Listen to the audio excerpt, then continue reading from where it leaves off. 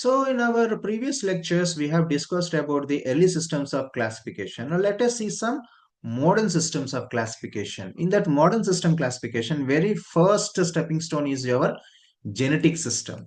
This genetic system was given by our famous scientist from soil science community is our Dokuchaev. So the first classification of soils given by Dokuchaev in 1900s, that is purely based on the soil genesis. Remember this word soil genesis. So he is the person who given the classification based on the soil genesis. That is genetic properties. He again more emphasis on the genesis. So what is genetic system? So Mr. Joe or Dr. Dokuchaev has been divided soils into zonal soils, that is normal soils, and intrazonal soils, that is transitional soils, and third one is azonal soils, that is called abnormal soils. So Dr. Dokuchaev has been classified based on his genetic approach. He has classified soils into three types. Now let us see about small details about these three types of soils. What is zonal soils or normal soils? So it is nothing but soils have a fully developed soil profile that we can see all the five master horizons we can see, that is A, E, B, all five master horizons we can see in this type of soils, that is zonal soils or normal soils what we call. And characteristics of these soils is mainly determined by vegetation and climate. So if you see once closely observing, we are slowly touching the concept of soil forming factors. Just what is soil forming factors and all, please go through in my previous lectures in this channel. So these are the this is the called zonal soils or normal soil. These soils will have a fully developed horizons and characteristics are highly determined by the vegetation and climate. So this is regarding the zonal soils. Then, and of course, what is the example for these zonal soils? We can say laterite soils, of course, mostly very popular in Kerala.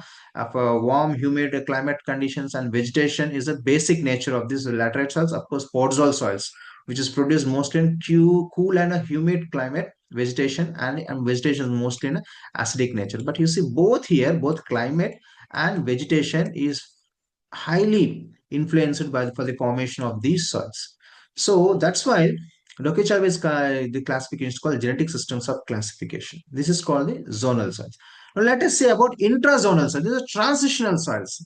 So just compare with our previous soil, that zonal soil. These soils are depends upon the highly on local conditions like topography, of course, erosions brought by the wind and water, and of course salt accumulation, etc. So these are the intrazonal soils. Here, Ms. Dokuchaev considered that local conditions. In the previous zonal classification, he have considered the climate and vegetation, but here he considered the topography and of course depositions brought by the erosion and wind and salt accumulation. This regarding the intrazonal soils. So here slowly what is happening, Dokuchaev is touching the concept of soil forming factors. So example for these intrazonal soils are saline soils and calcareous soils. So these are the different types of examples for the intrazonal soils. Let us see azonal soil, that is called abnormal soils. These are quite different soils. So here in these soils, time for the formation of these soils, time is a highly limiting factor for the horizon development of these soils. An important point to note it. And followed by the alluvial soils. Example for these soils are nothing but your alluvial soils, because there is a continuous depositions and continuous washing out of depositions will be taking place in the azonal soils, abnormal soils.